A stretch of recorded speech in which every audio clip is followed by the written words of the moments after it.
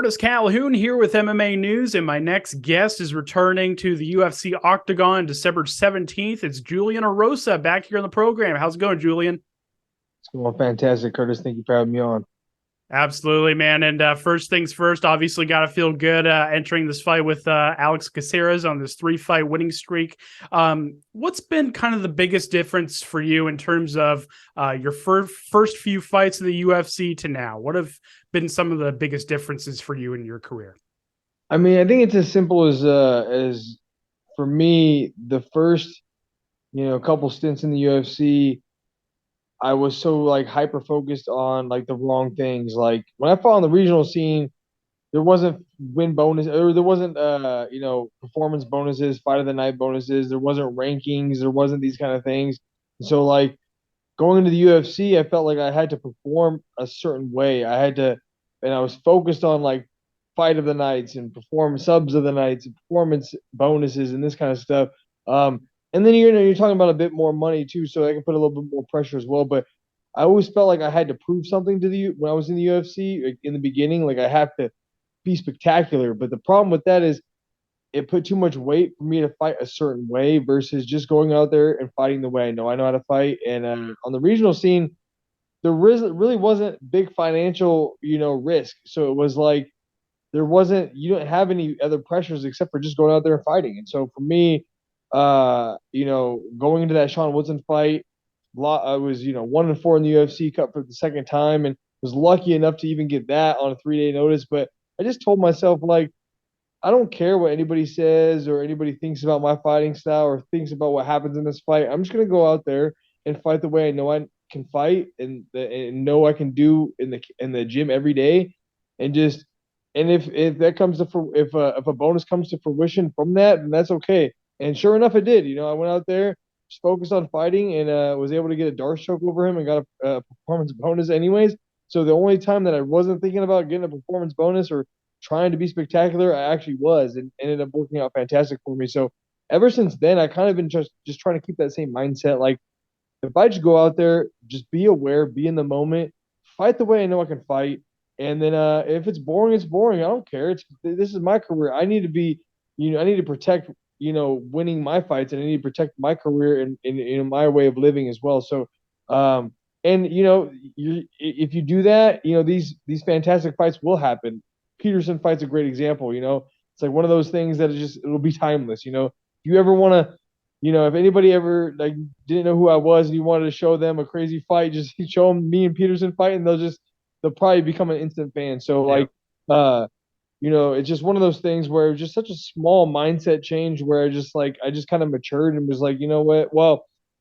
With the Woodson fight, I just felt like I had nothing to lose. I was going into that, the biggest underdog on the entire card, and people were just talking shit, saying that I was just a guy for Sean to beat up real quick, and then he was going to move on after me. And some of those wins are becoming, timeless. I'm still the only loss that Sean Woodson has. He has a draw against Luis Saldana, and I think he probably should have lost that fight. Luis Saldana kind of lost the fight for himself, but still, just to be the only guy that has a win over Sean Woodson is great. And then even some of these other fights, they're aging very well. So it's been nice, and it's just been a small adjustment about worrying about just focusing on the fight versus focusing on all the other variables. Hindsight's 2020, right? But do you feel like some of those early setbacks, like you mentioned, were almost kind of a blessing in disguise in terms of focusing on and kind of forcing yourself to learn about yourself as a fighter and to make those changes? Yeah, I mean, I've always been one of those guys that like you can't really keep down. Like I'm always gonna push forward, and what amazes me is is how optimistic I was even then when I was on a 3-fight losing streak, cut from the UFC a second time, and just like in no man's land, like, and then COVID hit, and like just had no idea what was going on. Like I had no idea where my career was, where I was gonna go, what organization would even like pay me enough to like keep fighting as like my career. So it's like I just had no idea what was going on. But I love the path that I have. I have probably one of the hardest paths in the UFC. I mean, Blachowicz probably as well. I mean, he was 2-4 his first 6 fights, and then he became a champion, and now he's fighting for the interim championship again. So, I think that's it's those type those types of roads that take you to greatness are the best because you really humbles you and it really like gives you the perspective that you need to have. That it's not always success. I was 1-4 in the UFC and I lost to these guys, and it's just like I was like, man, I did so well in the regional scene. Like, how is it not translating to the UFC? And so there was something going on there, and I think it was just me putting too much pressure on myself to perform in a way that I thought I had to. And so, but I really, now looking back at it, it's just like it makes me appreciate these times more. That I'm on a 3 fight winning streak, fighting Alex Caceres next, and maybe have a number in my name if I beat him. So it's just pretty crazy and unbelievable. Because after losing to Julio Arce and got cut the second time, I would never imagine I'd ever be in the step foot in the UFC octagon again. Nonetheless, have possibly a number by my name after this fight. So it's just it's pretty surreal, but I take it in stride because I know it can all be gone just as easy as it comes.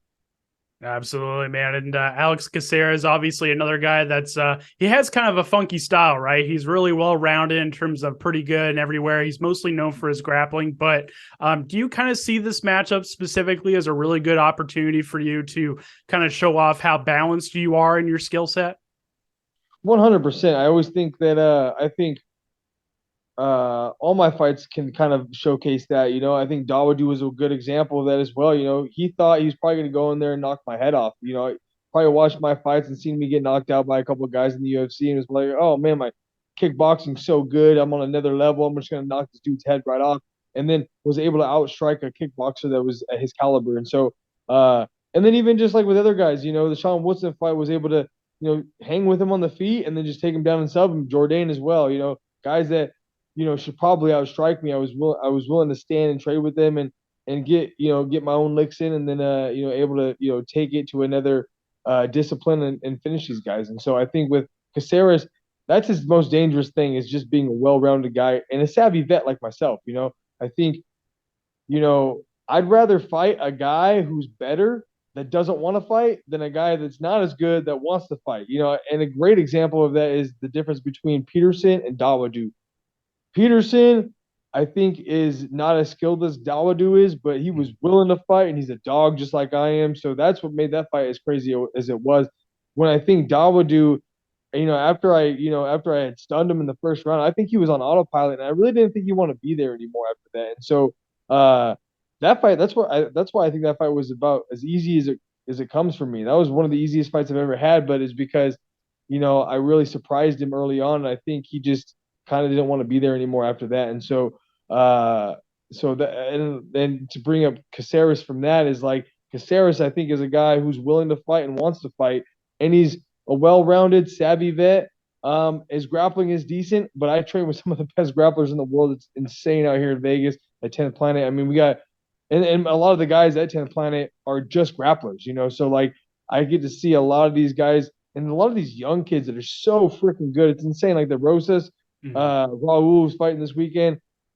That kid's so young and he's a small kid. I mean, he used to fight featherweight, which is insane because I walk like 20 pounds heavier than that guy, and the kid's like as strong as I am, and Right. he's such a good grappler. And we have such a stable of guys that are just solid grapplers that I see every night. So I'm not too worried about his grappling. I'm not too worried about his striking because I've never really seen him, one hit wonder, knock people out. It doesn't seem like he has that like one hit power, but saying that, I also, go into every fight understanding that he could touch me on my chin, I could go to sleep. He could jump my back and choke me out in a minute. These things can happen, and I got to be aware of them.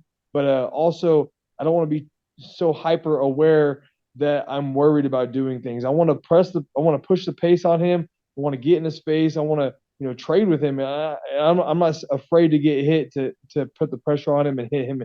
And I'm not afraid to grapple with him either. I think I can outstrike him and out grapple him, and I'm a bit sizable on him as well. I'm a big featherweight. He used to make 35.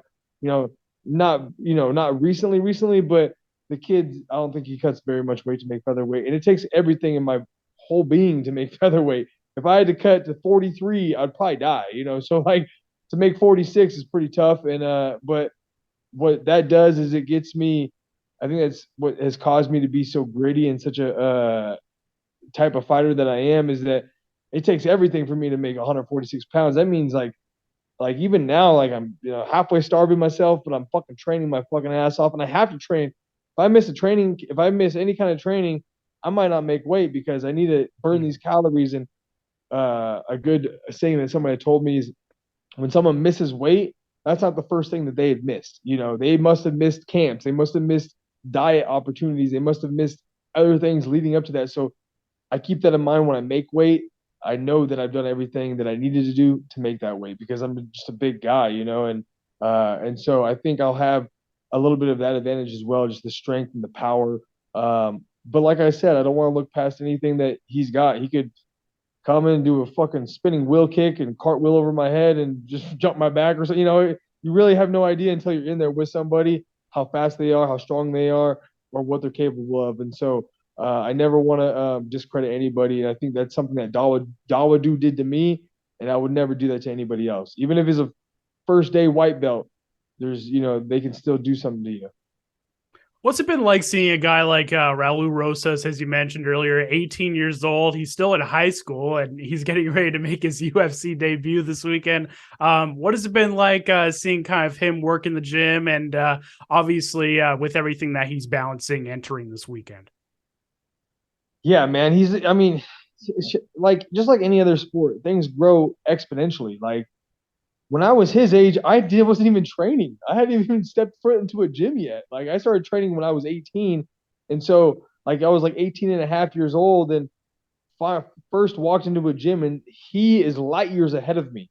When you get older, you stop competing with other people because it doesn't make any sense because you're at two different, spots in your life. So for me, I'm always just trying to compete with myself and just become a better version of myself every day.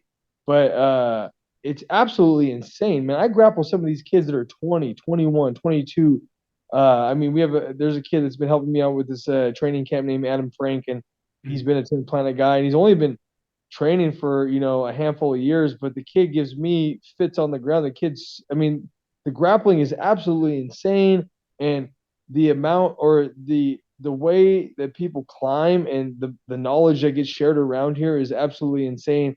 When I was first starting to train, it was like I was at a gym with an old school coach who it wasn't where fighting is now. I'm talking like 15 years ago. So like fighting was still slightly underground a little bit. The UFC had events every like 4 months and it was like one pay-per-view like every Right. 4 months, maybe twice a year, 2 or 3 times a year. So it was just a whole different situation than it is now. Like nowadays, the average stay at home or the average dad that works a 9 to 5 comes in the gym and is a better grappler than I was when I was a professional fighter in the beginning. It's like insane.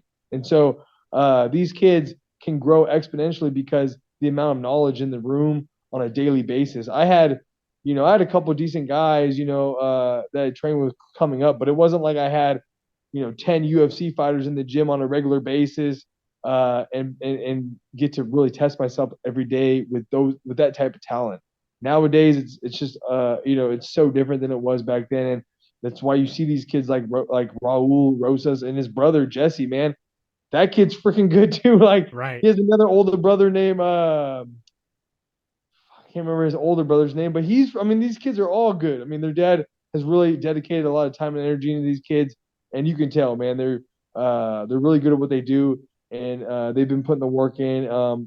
People talk about natural talent, but these kids get their talent from working hard, and so it's amazing to see these kids come up and do what they do. And I'm really looking forward. I think he's going to be a big name in the UFC here pretty soon. But he definitely needs to mature into it. But he's just really young, and that's really his only downside. Other than that, he's ready to run it with the best of them. In terms of, you get a win in this one, you probably get a number next to your name heading into the next year. Where do you kind of see yourself in terms of your life and your fighting career 1 year from now? Man, leading into fights, like I'm just so hyper focused on one thing, which is beating Caceres on the 17th of Right. December. So it's like in my mind, the last day that matters to me on this earth is that day. Like, so I don't think about anything besides that because I don't even know. Like, yeah, if I win, that would be nice to maybe think about what could possibly be next for the 2023 and you maybe having a number by my name. But what if I lose? So like, and I don't want to like ever think negatively like that, but I'm so hyper focused on this, and the only thing I'm really looking forward to is trying to get a win over Alex Caceres and just making sure I'm doing everything in my physical power to do that. And so I think sometimes people can look past opponents and oh yeah, after this fight I want to do this and this and this, but they go out and lose and it's like all those plans are shattered now. So for me, last day that even matters to me on this earth is December 17th and December 18th. I'll think about possibly what after win, lose, or draw, what's next for me. I'm just happy to get another one before the year is up, and hopefully I can cap off this year with 3 wins of 2022, and then maybe have a number by my name and possibly get somebody ranked next. Last question for me, man. What are we going to be writing about after your fight? What are the headlines going to read? Obviously, I think me and Caceres can put a good matchup for a fight of the night kind of thing. But what I think is going to happen is I'm just going to pressure him, man, and then I'm hoping to break him within the possibly the second half of this fight, but most likely in the third round. I'm looking for a TKO or a Darce choke in the third round. Awesome, man. Well, hey, Julian, always great talking to you. Before we wrap things up here, I'll give you the final word to shout out any sponsors you have, shout out your team, all that good stuff. I'll give you the final word. Yeah, obviously I want to shout out to my dog. It's her birthday. She's 5 years old. Happy birthday, little one. Gonna take her out on a date tonight. But anyways, always want to shout out to all the fans of MMA out there. Fans of Caceres even because like without the fans, we might not even be here. Obviously, shout out to my management, Ridium Sports Agency, Jason House, and all the guys over there. They have done so much for me, and they do so much every fight camp that we have. They always make sure we have all our gear, make sure everything's online and on point for us during fight week as well. So shout out to them. If you want to reach out to me, my Instagram is the best way, Julian_Erosa. And just appreciate all the fans that are going to watch my fight and that have been following me ever since, the Ultimate Fighter as well. And then also to you guys doing the interviews because you guys always get the word out, and we appreciate that. No doubt about it, man. Always a pleasure to talk with you, Julian. I'm sure we'll chat again soon after your win, and all the best with these final days before the fight. And I'm sure we'll chat again soon. Thank you so much for the time. Oh, yeah, man. Take care.